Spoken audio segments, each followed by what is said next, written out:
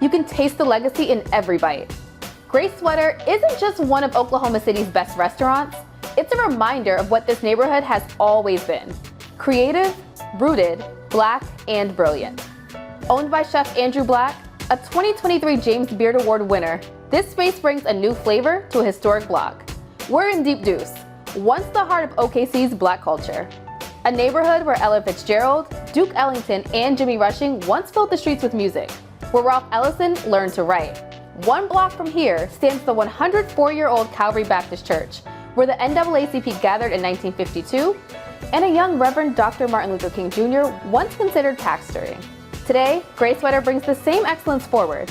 It's where food becomes a statement, where legacy meets luxury, where Black Oklahoma City doesn't just show up, it shows out. This is where we gather.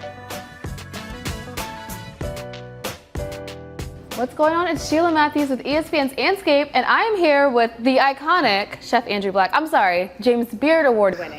Well, thank you. Yeah. Thank you. Thanks for being here. Absolutely. Thank you for having us. Absolutely. Earlier, you all got to see we tasted some amazing, amazing food, but now we get more of the story behind where we gather and these places and spaces that have historically been for Black people, and that you're continuing the legacy on. So I'm really excited to dive into that. And, you know, just us talking, I learned a lot about Deep Deuce and just about you too. So you've been here for around 18 years. 18 years. And you weren't even really fully aware of the history. No, not at all. And when I came here, my intention was just to be here for about a year. And here I am, going an 18 plus year. And so I came here and opened a restaurant in the hotel called Skirvin Hotel. And said, well, I'll probably do 2 years. And full circle, now I own a restaurant in the Skirvin Hotel. So I currently own Gray Sweater. You are now in Gray Sweater, which we won 2023 Best Chef, James Beard. And then I own Black Walnut, which is next door also. And these are located in Deep Deuce in Oklahoma City. Now, I'll tell you this, Deep Deuce is an iconic neighborhood. This is where so many things happen, and I didn't even know at the time when I was building, but you know, people like Charlie Gibson, the first guitar string, Martin Luther King preached just at the church down the road. So many history happened in this location, so I'm just blessed to be over here and really, really enjoy being over here. Yeah, and like you said about history on the street, we've learned so much. Like even the structure of Gray Sweater, it's an original door from a gas station that existed here many, many years ago. So when you think about that historic legacy and then Gray Sweater and also Black Walnut, how are you playing into writing your story and continuing the story of great Black history in this neighborhood? You know, it's passing it down to people that understand legacy and want to continue it, really. You know, every day we search for not necessarily even people that looks like us, but people that has the same intention of want to create and continue something that we have started. When we did this restaurant, who know that even 6 years later, you'd still have a tasting menu and still striving. You look at Black Walnut, it was built in community and it's still there. But every day and every year, it gets better and better and we keep building. So the legacy is such a wide range. And it's such a platform that I see it being here for years to come. Yeah. And we touched on it briefly, but the James Beard Award, like what an amazing honor, and the food absolutely, when y'all come to OKC, you have to try it. It lives up to everything you think it's gonna be and more.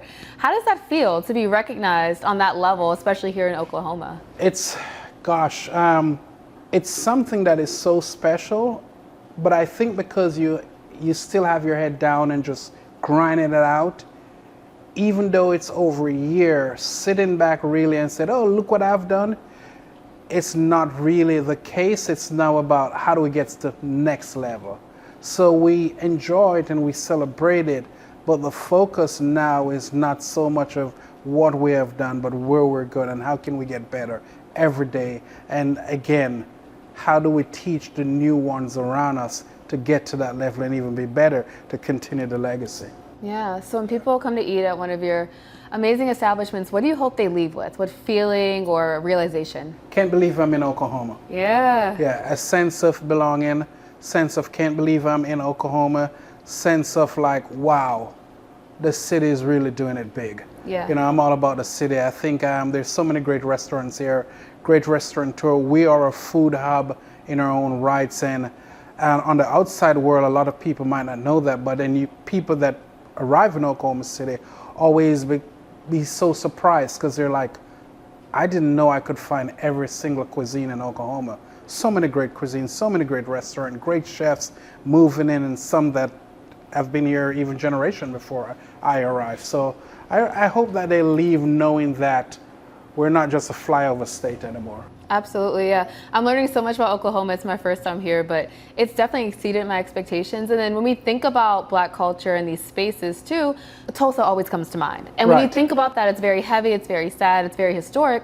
But to know that places like Deep Deuce exist and it's just Black joy, and like these were streets where you're like women dressed to the nines and walked up and down. It was a fashion show.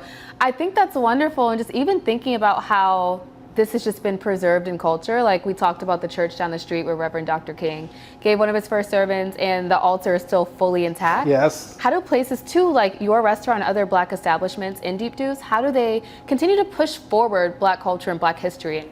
You know, by telling the story. We try our best to tell the story. And it is such a story that you have to be careful how you tell it, because there's so many legs to this story. So, you know, being able to tell it right and to do it justice. And, you know, because of course some of the families still exist, so you want to tell it the story right way, but it's about telling that story. You know, over here used to be the mega of jazz. Yeah. You know, now with the younger generation, you can't hardly find jazz anywhere, but it's telling those story and even meeting up with people before us and they're telling us what it used to be gives you the goosebumps at times. Yeah. All right, well, almost a decade in. So a decade from now, what do you hope the legacy will be for you and your restaurants in Deep Deuce? I hope the legacy will be where I'm somewhere on the beach somewhere. I know that's hanging out. You know? Me too, I know. And there'll be somebody way younger than me carrying on way better than I did. I love it. I love it. You're definitely setting the blueprint and continue to push that forward. So, you know, I can't end this without asking your prediction for this series. He has hope, y'all. He's been like, we got this.